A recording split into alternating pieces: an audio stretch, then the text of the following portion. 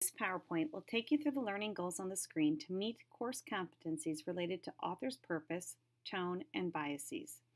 By the end of this PowerPoint lesson, you should be able to remember the 3 types of author's purpose, 2 critical questions to ask when reading, 5 steps to identify the author's purpose and tone, the difference between connotation and denotation and their relation to tone, as well as 5 types of language devices.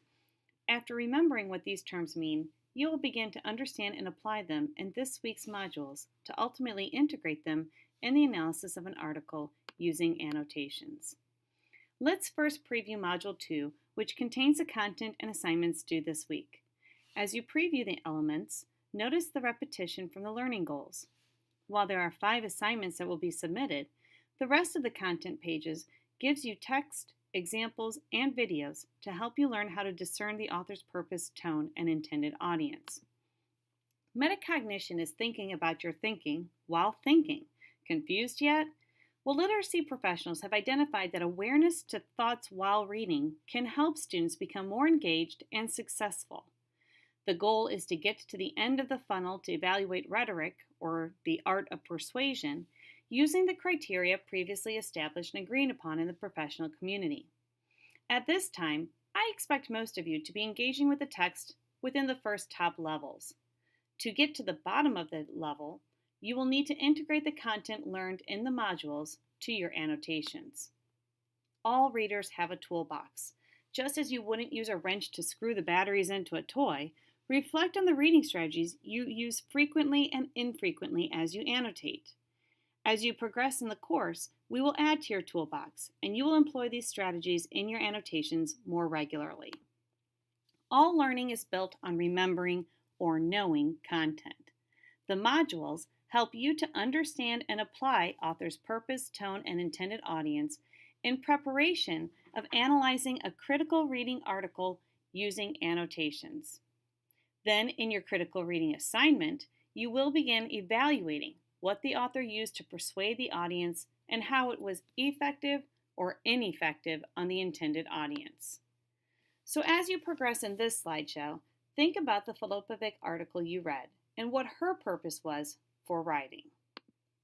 There are 3 reasons why authors write: to persuade, inform, or entertain.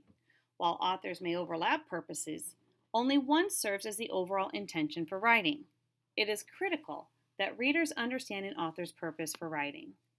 The first image on the left illustrates how an author used entertainment as a minor component in an infographic, but how the infographic on Einstein's theory of relativity is written with the overall purpose to inform the reader.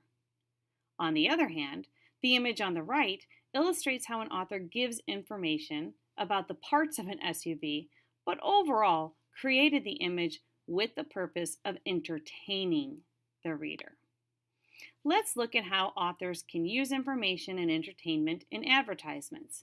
An advertiser will always have the purpose of persuading, as the goal of any advertisement is to get the consumer to want the advertised product, and this involves a change in behavior or beliefs.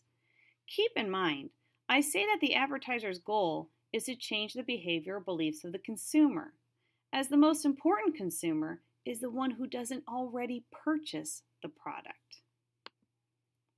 Knowing who is producing content is critical. Always think back to the Wizard of Oz behind the curtain. Once we know who is behind the curtain, what their purpose is, we as readers can better anticipate and comprehend the content. This advertisement is created by Pepsi, who wants the consumer to buy the product.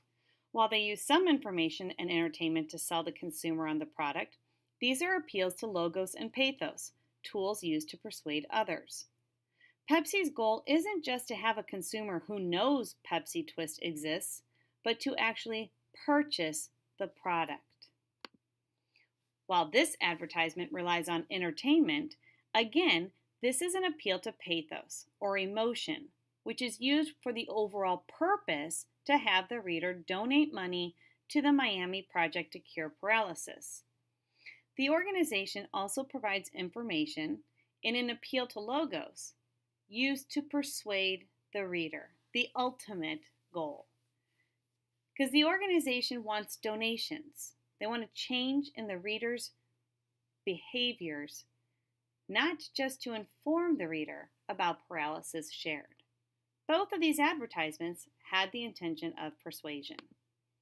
The module will go in depth into each step, but I will briefly preview these steps as a tool to critically analyze a text for the author's purpose.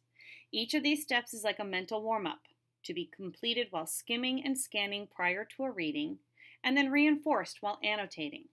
Just as an athlete warms up before a game, a reader warms up before critically thinking. Words such as totally wrong show value and opinion. Since it is not balanced, the title indicates the author may be writing to persuade, as there are others who clearly accept the myths as accurate. Filopovic shares with the reader that she writes for a feminist source and enjoys drinking alcohol. This supports a potential bias in favor of women and alcohol. If you're listening to this on audio or reading the enclosed notes, get ready to write down this extra credit opportunity. Email me or message me in Canvas how you can find the intended audience of an online source as I explain next. You can find the intended audience for any online source by clicking on the About Us section of the web page. From there, you may need to search for a Media Kit or Advertisers section. These sections will identify who subscribes to the sources and help critical readers identify for whom the articles are intended. Don't forget to message your instructor with the process for finding the intended audience in an online source. And don't forget to do it when you read, too. While you can skim for unknown terms, investigating the language may come after a first close reading or even after a second reading. Make sure you annotate language used and pay attention to how the language used makes you feel. Language helps the reader identify the author's tone. Each of the statements are the same, but the word used to describe the speech changes the tone. Mom said, Sarah is a neutral tone. Mom cheered, Sarah is positive in tone. Mom snipped, Sarah is negative in tone. Notice that said, cheered, and snipped are all words that convey to the reader that words were spoken.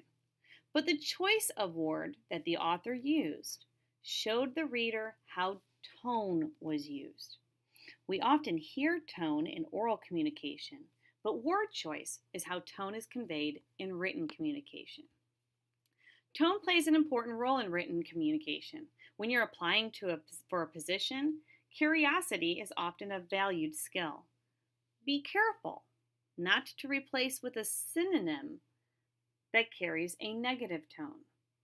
Inquisitive is more formal than curious and nosy, creating a positive emotion, whereas nosy is informal and creates a negative emotion associated with its use. As you learn about connotation, it is important to distinguish that the definition of word is not being referred to when positive and negative emotion is used to describe it. For example, if you call me thin, I will think slender and skinny are both positive as a description. However, skinny is less formal and is often used to describe people who are sick. As a result, it carries a more negative tone when used. Words with negative meanings can have positive and negative emotions associated with them too. The homicide department sounds better emotionally than the murder department, which has harsher, more negative feeling when read or heard due to its informality when compared with homicide. You will learn several language devices used in written persuasion. If you don't know these, spend time learning them and looking for them when annotating. There's more about these in the module. The last step is to closely examine the introduction and conclusion for words that signal a call to action. Your text will share words such as should, need, and must as signals to the reader that the author wants to persuade the reader to change their beliefs or behaviors. Note in the middle paragraph Filopovic's call to action, as well as the direct identification of her intended audience, the college student. As you read, always question if the article and content is objective or subjective. Both of these handouts on the screen are available in their entirety. Click on the document links in the announcement or in Module 2. Reviewing them will serve as an example of how I integrated concepts from the first assigned reading in Module 2, that is the Analyzing Author's Purpose and Technique, to the Filopovic article that you all read last week. As you read this week's assigned reading, try to integrate these 6 elements from the assigned reading this week into your annotations for the critical reading due in Module 2. The slideshow is over. Remember to review these concepts to see what you remember so you can then begin to understand and apply them in the module.